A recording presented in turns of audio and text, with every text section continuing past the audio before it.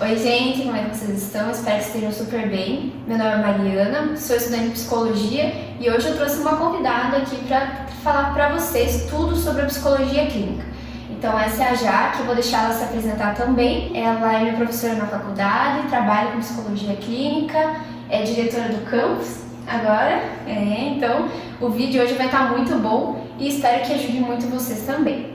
Então vamos lá. Jaque, você pode contar um pouquinho sobre você, para eles também te conhecer antes da gente começar as perguntas? Sim, Mai, então muito obrigada pelo convite, obrigada por essa oportunidade. Eu sou psicóloga, eu sou Jaqueline Conceição, sou formada em Itajaí, na Univale, em Itajaí. Quando eu me formei, naquele momento, eu fui convidada por um professor para ingressar no programa de mestrado. E até porque eu fiz uma pesquisa no meu TCC que veio de uma proposta que ele me fez de um macro projeto. E eu aceitei, fiz o TCC e ele então, com esse trabalho, ele me convidou para ingressar no programa de mestrado da Univale e eu fui. E foi bem interessante, então eu era muito nova, muito jovem, tinha 22 anos. E aí com 23 anos encerrei, também concluí o meu mestrado. Com 22 anos eu me formei, ingressei no mestrado e com 23 anos já emendei. E aí foi uma oportunidade bem interessante, Então eu sou mestre em saúde e gestão do trabalho. E depois disso, logo após a formatura, eu retornei a Canoinhas e comecei a trabalhar. Me formei dia 8 de dezembro de 2006 e dia 8 de janeiro de 2007 eu já estava empregada, já tinha começado os primeiros desafios. Foi bem interessante, foi na área organizacional. E a área clínica sempre gostei. Na faculdade eu fiz o estágio em psicologia clínica na abordagem da TCC, da terapia cognitivo-comportamental, uma abordagem que eu sempre me identifiquei durante o curso e quando foi para escolher na hora do estágio foi a abordagem que mais me chamava a atenção. Foi uma experiência bem interessante. E eu sempre tinha a intenção, o desejo, depois dessa experiência, de ter o meu consultório. Mas eu preferi caminhar pelas outras áreas da psicologia. Então, fui para a psicologia organizacional. Depois, e logo em seguida, eu assumi já a docência, até pela oportunidade que o próprio mestrado me deu. Então, ser mestre é um diferencial na carreira do psicólogo, para a área acadêmica principalmente, E aí, entrei na área da psicologia escolar. Também. Então, foram oportunidades bem interessantes e trabalhos muito diversos. E a clínica sempre foi uma paixão guardada, E aí, quando surgiu a oportunidade, então, nesse período todo eu continuei estudando, Sempre estudei, sempre fiz cursos de atualização, cursos de formação que tem dentro da nossa profissão e sempre pensava, em algum momento eu vou abrir o meu consultório, vou ter a minha clínica. E aí surgiu a oportunidade, foi bem interessante e hoje eu atuo na psicologia clínica, esse é o meu consultório, com a abordagem da TCC, da terapia cognitivo-comportamental. Quanto tempo de formação você tem? Eu me formei em psicologia em 2006. Formada 17 anos. 17 anos. Bastante. Mas eu sempre considero, Maria, isso é bem interessante, eu sempre falo para as pessoas, Como eu sou docente também, sou professora da universidade, tenho o privilégio de formar colegas de trabalho, eu sempre falo que a carreira profissional, ela começa desde o primeiro dia de aula. Quando você se matricula no curso e começa o primeiro dia de aula, começa a carreira acadêmica. Então, eu considero que eu tenho de caminhada de psicologia 22 anos. Bem mais que o tempo de formado, porque eu levei a sério desde o primeiro dia de aula. Eu ouvia isso muito dos meus professores e eu me dediquei em busca da minha carreira profissional desde o meu primeiro dia de aula. E foi atrás, Porque é aluno também. Isso. Então, quando eu falo em carreira na psicologia, eu conto desde o meu primeiro dia de aula. O tempo formada, com que eu colei grau e me graduei, então são 17 anos. Mas considerando o tempo de estudo, eu considero desde o meu primeiro dia de aula, 22 anos. Porque foi ali que eu comecei a me tornar profissional. Você começou a olhar com outro olhar. Isso. São outras perspectivas, as relações também são diferentes. Eu encarei dessa forma a oportunidade da faculdade, da graduação, da universidade, como uma formação profissional. Então, todas as relações para mim eram muito bem-vindas e tudo tirar aprendizado, né? Então, foram 5 anos de bastante dedicação. Na época, o meu curso era integral, era manhã, tarde. Era o dia inteiro. Era o dia todo. E ainda, várias experiências à noite. Por exemplo, o estágio de clínica também à noite. Então, era manhã, tarde e noite. E isso me fez entender que eu me dediquei, né? Comecei no início da minha carreira desde o meu primeiro dia de aula. E ainda que todas as oportunidades que o curso oferecia, eu estava disponível, eu dava um jeito. Então, abri mão muitas vezes de lazer, de descanso, de família, para aproveitar as oportunidades que o curso oferecia. Por exemplo, projetos de extensão, congressos, seminários, conferências que existiam no município. Então, tudo que os professores falavam em sala de aula, tem isso, é aberto ao público. Eu sempre achava uma amiga, sempre tinha mais 2 ou 3 que topavam e a gente ia. Muitas vezes não sabia do que se tratava ou para que aquilo serviria, mas eu aproveitei todas as oportunidades. E como voluntária, né, então por isso eu considero porque é esse período. Né? Isso. E você entrou na psicologia querendo clínica ou foi uma coisa que você teve durante o curso? Essa pergunta é bem interessante. Porque é o que mais, imagina, né? Há 22 anos atrás, 23 anos atrás... Era outra coisa, né? Era outro mundo. Então, o que se tinha da psicologia era a psicologia clínica. Né? Então, era assim, a profissão, era a área de atuação mais conhecida das pessoas. E até hoje as pessoas não sabem também que tem outras áreas. Isso. Geralmente é a clínica mesmo. Isso. Então, quando eu escolhi a profissão, eu escolhi pensando na atuação clínica. Na clínica. Com 17 anos, né? Então, era também o que eu conhecia. E aí, nas primeiras semanas de aula, tinha um professor de Psicologia, Ciência e Profissão e ele explicou sobre a atuação profissional. E ainda eu lembro que eu pensei assim, eu me formo, volto para Canoinhas, abro um consultório, conheço muita gente, só de família, né, meu Deus, parente, quantas pessoas eu conheço bastante pessoas, cidade pequena, né, fica fácil, então eu entrei pensando nisso. Abro o meu consultório, vou ficar feliz da vida, rica, tudo certo, né, vai ser fácil. E aí na primeira semana de aula o professor disse, olha, se vocês gostam de ajudar, outra característica, né? Eu sempre gostei de ajudar, era aquela amiga que escutava, que dava conselhos, que sempre estava disposta e eu achava que isso, né, era uma característica interessante. E o professor então chegou na sala, fez a apresentação. Nos primeiros momentos ele disse, olha, se vocês pensam que psicologia é ajudar as pessoas, vocês estão equivocados, a profissão é muito mais do que isso. Ajudar as pessoas, qualquer pessoa pode. Você pode ser voluntário, você pode ser... De outras formas. de qualquer instituição que você ajuda. Não precisa ter um diploma, um título para você ajudar as pessoas.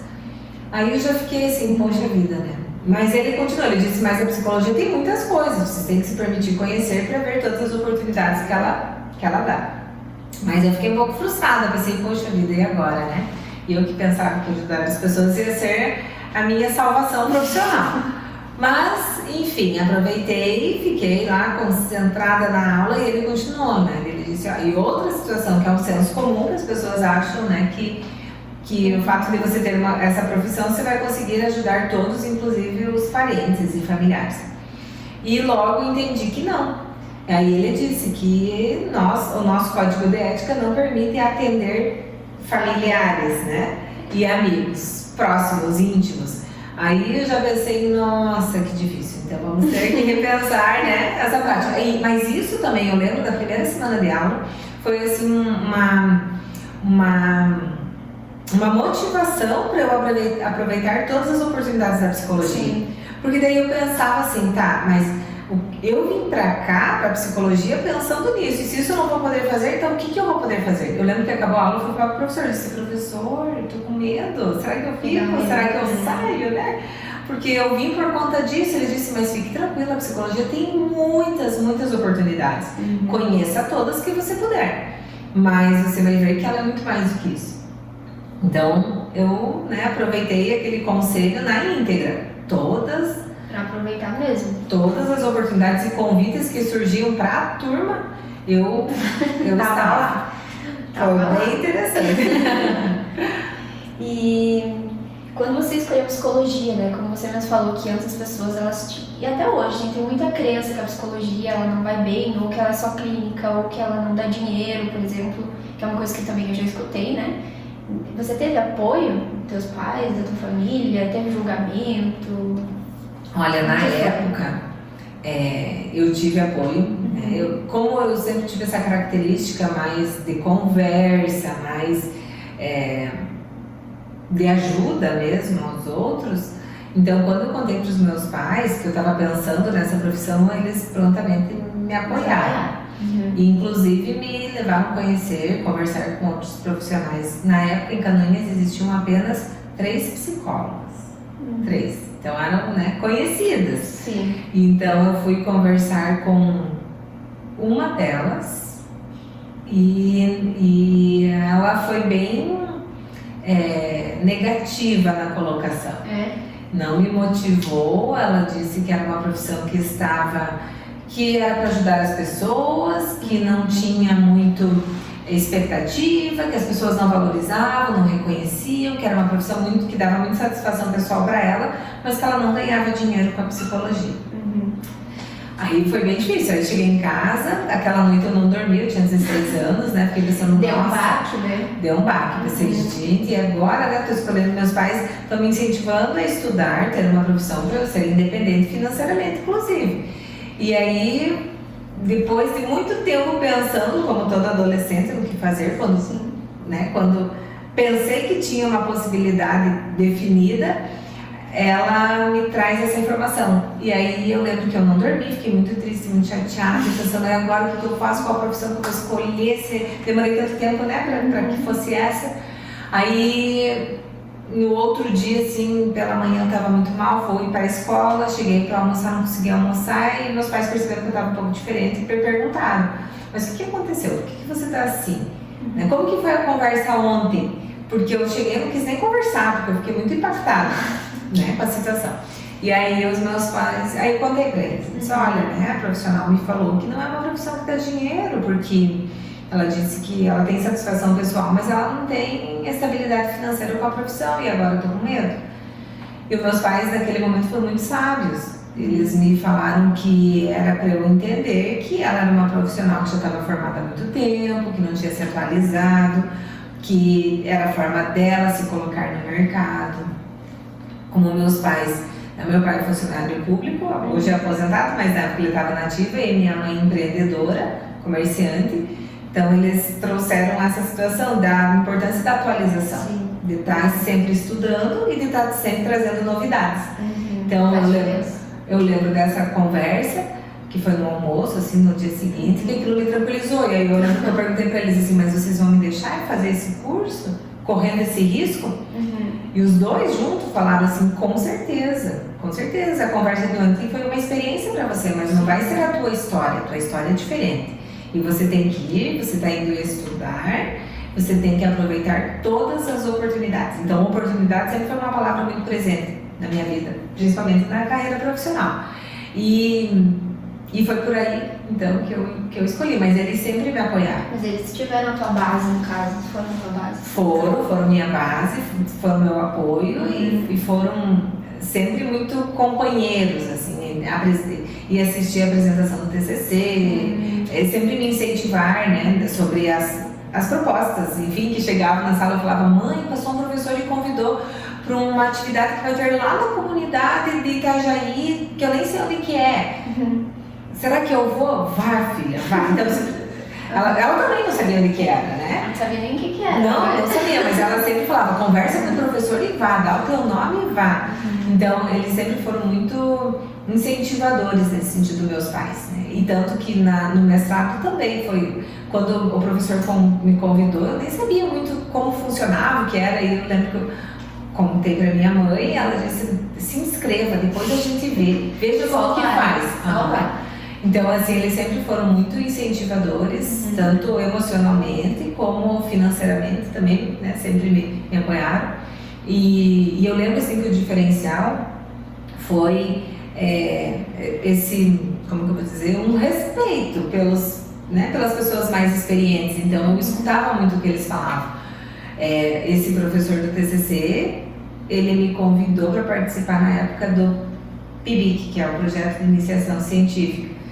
E então, no último ano do curso, eu ganhei bolsa de iniciação científica. Legal. Também não sabia da família, ninguém nunca tinha ouvido falar. Então, quando surgiu a oportunidade, me inscrevi e ganhei a bolsa. Então, eu lembro assim que eu sempre fui muito bem nisso. Talvez sorte eu nunca tive, mas eu sempre me dispus, né? Tive disposição para aproveitar as oportunidades. Talvez seria isso. Mas é isso, né? Se você não aproveitar a oportunidade no que der pra ir, né? Sim. Faz diferença, né? Faz, porque a gente se forma, né? No final de 5 anos de muito estudo, muita dedicação, mas só a sala de aula é pouco tempo para te formar como um profissional, né? Não traz tudo. Não traz todas as experiências, os contatos, até os desafios, né? Porque ali você está apresentando um curso para uma comunidade. De repente chega uma história diferente e a psicologia é constituída, né? O nosso público são as pessoas e são as histórias, né? Então, tudo são experiências e a gente só conquista através de aproveitando as oportunidades. Bom, então a próxima pergunta, já que eu queria saber, falando assim para um profissional ou para um estudante que quer trabalhar com clínica, o que você acha que a pessoa deveria ter? Se uma habilidade ou uma característica? Pode ser mais do que uma, assim, mas algo que você acha que é específico, sabe? Olha, eu vejo que talvez seria mais um comportamento, uma rotina de estudo, que é importante, né? Porque a gente precisa estar sempre lendo e sempre atualizados, por exemplo, né? Agora sendo novo, né? DSM aí traduzido, então porque o que a gente, por exemplo, o que eu lá em 2006, né? Era DSM-3 e o 4, que estava começando, né? Assim que tinha chegado o 4. Hoje nós já estamos em versões bem mais atualizadas, então o estudo contínuo acho que é uma prática bem importante em qualquer área da atuação da psicologia. Sim, mas dentro de um cenário clínico, certamente é uma rotina de estudos, então, e eu diria habilidade de empatia, acho que eu considero, e se colocar no lugar do outro, né, é muito importante. Escuta, uma escuta qualificada faz bastante diferença, entre todas as outras habilidades do psicólogo, né? Por exemplo, a competência, talvez aí eu entraria na competência de avaliar, de diagnosticar, então todas aquelas que a gente desenvolve durante os 5 anos tem que colocar em prática, né? Tem que colocar em prática, porque o curso ele é bem preparatório para isso, né? As teorias, as disciplinas bem teóricas, elas servem para subsidiar a nossa prática. Então, por mais que pareça muitas vezes desconexo na sala de aula que você está tendo ali, em algum momento você vai atender. Por exemplo, não atendo crianças, mas eu tenho que entender de infância.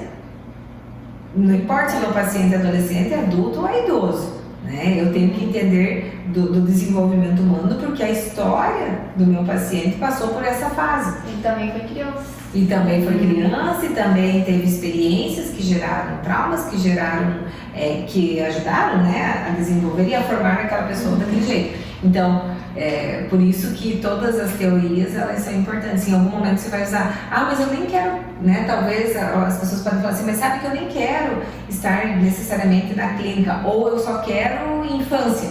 Então eu não preciso adolescência, eu não preciso conhecer, me dedicar à fase idosa. Precisa, porque essa criança vai estar num contexto onde tem adolescentes, ela vai ser um adolescente um dia, onde tem adultos e onde tem idosos, ou ela, né, provavelmente vai chegar até lá. Então, eu preciso sim conhecer toda a teoria para poder. Então, o estudo eu vejo que é uma habilidade bem importante.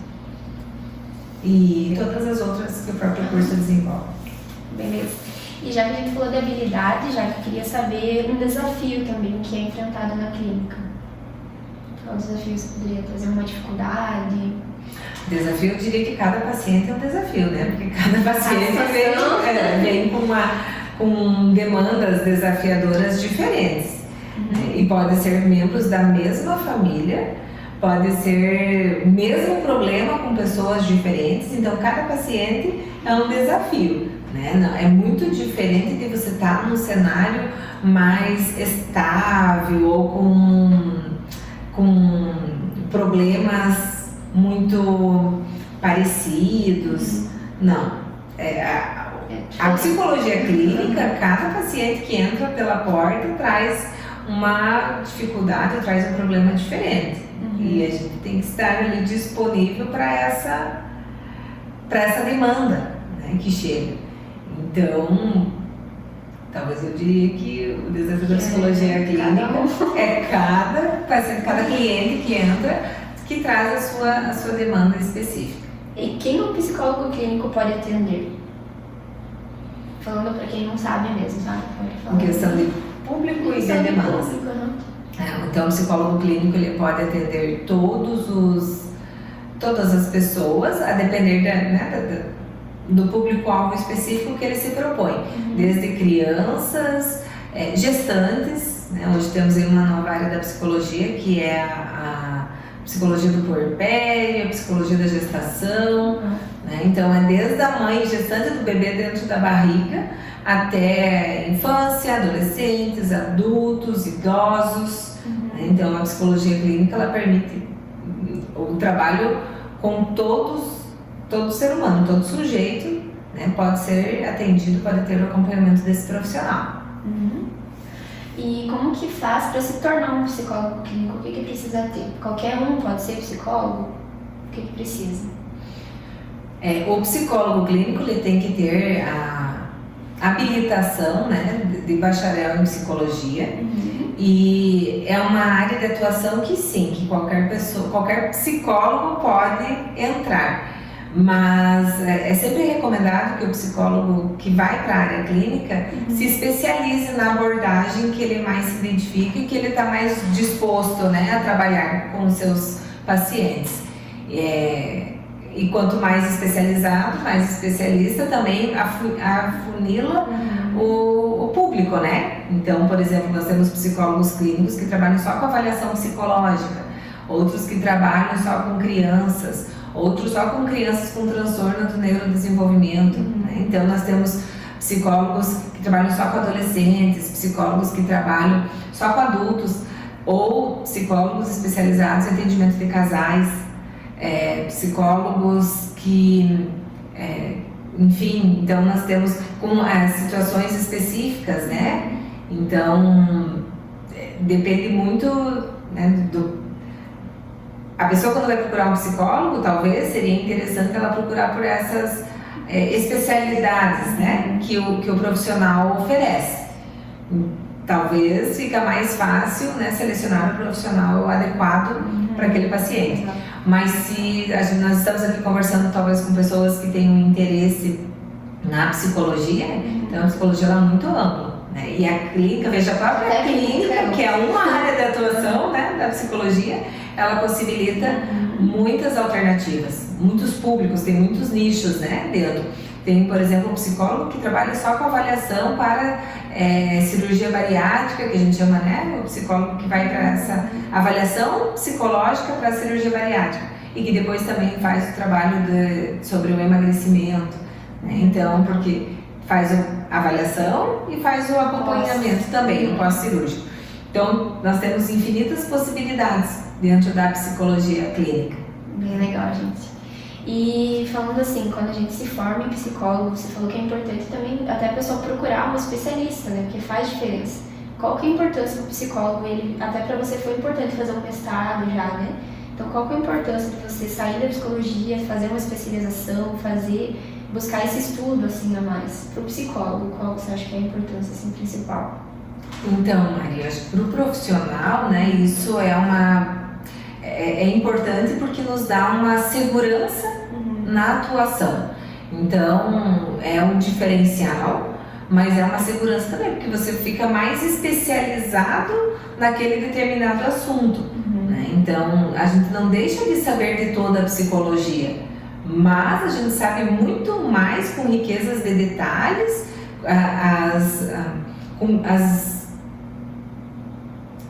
as dificuldades ou as diferenças daquela área específica, né? Então, para o profissional, isso dá segurança na atuação e dá também, com certeza, a segurança para o cliente, para o paciente, de saber que ele está com uma pessoa que estudou profundamente um determinado assunto.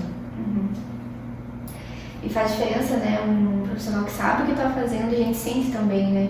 Quando a pessoa fala com certeza, com propriedade. Então, por isso que também eu quis trazer, porque às vezes tem essa dúvida, assim, será que vale a pena já fazer depois, já fazer quando se formar ou não? Ou por que precisa fazer? Hoje a gente vê bastante profissional que faz especialização, né? Sim. Então, por isso que eu quis trazer, assim, porque tem gente que faz só porque tem que fazer ou porque realmente é importante. Por isso que eu quis trazer isso também. Sim, eu diria que, na verdade, tanto que a pós-graduação, por exemplo, lato sensu, que é a especialização, não existe, na verdade, nem o stricto sensu, que é o mestrado e doutorado, não existe uma quantidade de cursos que a gente pode ter na vida, um limite. A gente pode ter quantas quiser, né? Quantas quiser. Então, você pode fazer quantas pós-graduações você quiser. Então, isso também é interessante. E, com certeza, por isso que eu falo, né? No início da carreira, principalmente quando a gente começa muito novinha no curso, tem muitas coisas que não fazem sentido, que a gente estuda, mas não entende onde vai usar, que a gente estuda porque precisa passar na matéria, né? Mas que, com certeza, lá na frente vai fazer diferença. Não importa se você está, às vezes, né, dentro do teu setting terapêutico, do teu paciente, ou se você está dando uma palestra, se você está num outro espaço de atuação.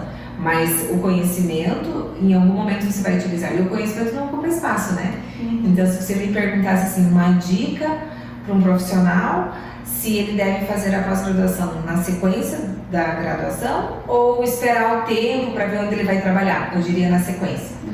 Na sequência, porque isso vai te ajudar a te colocar melhor no mercado de trabalho. É um diferencial no processo seletivo, numa entrevista, né, na hora que você vai apresentar o teu trabalho, numa rádio, sei lá, em qualquer espaço que você for falar daquele assunto que você estudou mais, você já tem um diferencial. Mas então, você tem outro olhar. E isso, a chance de você conquistar empregos melhores, de você ser chamada, ser lembrada, né, pelas pessoas que precisam desse assunto é muito maior.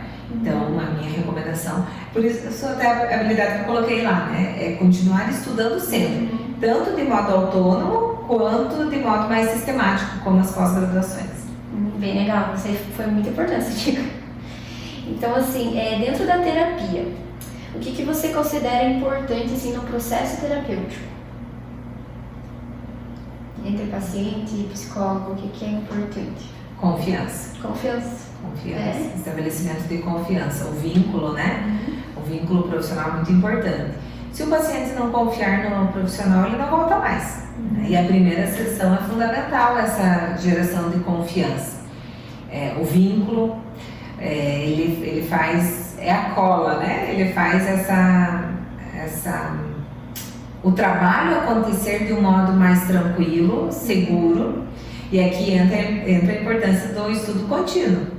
Né? O paciente ele vai se sentir muito mais seguro com o profissional que tem mais detalhes, que tem mais experiência, mesmo que seja técnico, acadêmico, científico, né?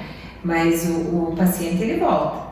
Então, eu diria que o fundamental seria a confiança. Estabelecimento de confiança, de vínculo no setting terapêutico. Beleza. E falando assim de desafios, habilidades, todas essas dicas que você já trouxe, você poderia deixar mais alguma dica para talvez algum calouro de psicologia ou algum profissional que quer trabalhar na psicologia clínica? Você lembra de mais alguma que seja importante? Um networking também é bem, eu acho que vale deixar aqui a dica, né? Você, por isso, ter a oportunidade, né, a especialidade ajuda muito nisso, porque quando precisa de alguém para falar sobre isso, seja numa palestra, seja na indicação até no trabalho individual, você vai ser lembrado. E o networking, que é esse contato profissional, a gente forma em vários ambientes, em vários espaços. Começa na faculdade, dentro, né, da sala de aula, mas ele continua, né? No supermercado você pode fazer networking, você vai na farmácia fazer uma compra, você pode estabelecer um networking, você pode conversar, se apresentar, e ali você já levanta demandas. Então, eu diria que outra dica profissional interessante seria o estabelecimento de networking. E até porque, assim como nós precisamos conhecer outros profissionais sérios e responsáveis, comprometidos para indicar para as pessoas que a gente conhece, inclusive para os nossos pacientes, os outros profissionais também precisam conhecer psicólogos sérios, comprometidos e responsáveis para indicar para os pacientes deles. Ou até mesmo para as pessoas que eles se relacionam, por exemplo, numa escola, né? Então, eles também precisam conhecer esses profissionais para eles falarem, mas então que tal você procurar um psicólogo e eu te indico a Mariana, que ela é especializada nesse assunto. E, então, lá no início você falou sobre a psicologia ser nova ainda nos dias de hoje, ela é, e por isso que o nosso comprometimento social e divulgação da nossa profissão sempre tem que permanecer, né? Então, eu falo que o comprometimento social é essa oportunidade de fazer uma palestra, mesmo que de modo gratuito, né? Mas assim as pessoas conhecem um psicólogo, ou mais um psicólogo, né? E conhecem o domínio do conhecimento que é da psicologia. E vai lembrar, igual você falou, né? Quando você lembrar daquele assunto, se viu a pessoa trabalhando aquilo, a pessoa falando, vai lembrar. Isso, fica fácil, né? Então o networking talvez seria importante. Uma outra dica. Então, para finalizar, a gente teve bastante pergunta no Instagram sobre ansiedade. Então, eu queria que a Jaque deixasse, né, acho que ela trabalha com isso também, né? Palavras sobre isso, algum comentário, alguma dica que ela acha importante também para você sobre a ansiedade. Então, pode ficar à vontade. Que legal, Mari. Veja, né? A ansiedade é considerada o mal do século. Né? E o Brasil é um dos países pioneiros nesse transtorno de ansiedade. Então, claro que não é por conta dessas evidências que nós não estamos fazendo nada no Brasil para reduzir a ansiedade. Claro que temos que fazer, temos que trabalhar, temos que divulgar, mas nós temos que lembrar que talvez a dica que eu deixaria é o autoconhecimento. O autoconhecimento auxilia muito na redução da ansiedade, porque você se conhecendo, você sabe quais são os teus gatilhos, sabe quais são as tuas inseguranças, quais são os estímulos que te deixam mais nervosa, mais ansiosa, com medo, porque a ansiedade é a antecipação catastrófica de uma determinada situação, de um pensamento que a gente pode iniciar. Nem sempre aquilo vai acontecer, eu diria que 90% das vezes aquilo não acontece com você. Mas aquele pensamento distorcido, repetitivo e catastrófico de um grande problema torna-se realidade. E a pessoa que vive aquilo, ela desencadeia todos os sintomas, né, que são listados da ansiedade, ao tal ponto dela ir parar nos prontos-socorros, nos prontos atendimentos, né, dos hospitais, com medo de morrer, com medo de que não dê conta, né, de passar por aquela situação difícil que o próprio corpo manifesta. Então, talvez aí uma dica bem na raiz do problema seria autoconhecimento. A psicoterapia ajuda muito nesse processo, né? E claro que de modo imediato, manter, né, então, pensamentos saudáveis, evitar pessoas tóxicas, conteúdos tóxicos, notícias tóxicas, músicas tóxicas, ambientes tóxicos, evitar estar nessa negatividade ajuda bastante. Uma alimentação saudável ajuda bastante. Exercício físico ajuda muito, né? Então, não é apenas um fator que vai fazer com que a gente deixe de ter ansiedade ou aprenda a administrar a ansiedade, né? Mas é um conjunto de fatores. E ainda eu diria, né, Mari, que nós não vamos conseguir controlar o mundo. Então, se nós aprendermos a nos controlar, nós já fizemos muito. Sim. Né? Nós já demos conta de bastante coisa. Então, e esse autocontrole é possível, é necessário, faz parte, né, do nosso amadurecimento. Beleza, perfeito. Por isso que eu convidei a Jaque. Então é isso que eu trouxe. Quer deixar mais algum comentário? Acho que é isso. Parabéns. Agradeço a oportunidade. Eu agradeço, já que tirar um tempinho aí, porque é corrida. Eu sei que a rotina dela é bem corrida. Mas espero que vocês tenham gostado, espero que tenha ajudado vocês. Posso deixar o teu Instagram também? Pode. Do vídeo, então vou deixar o Instagram da Jaque também, caso vocês queiram conversar com ela, né? Você atende online também? Atendo, presencial e online. Então, caso vocês queiram marcar alguma consulta com a Jaque também, dá pra marcar. Vou deixar o Instagram dela, vocês podem entrar em contato. Vou deixar o meu Instagram também. Se vocês gostaram, comentem aqui embaixo, curte, compartilha. E é isso.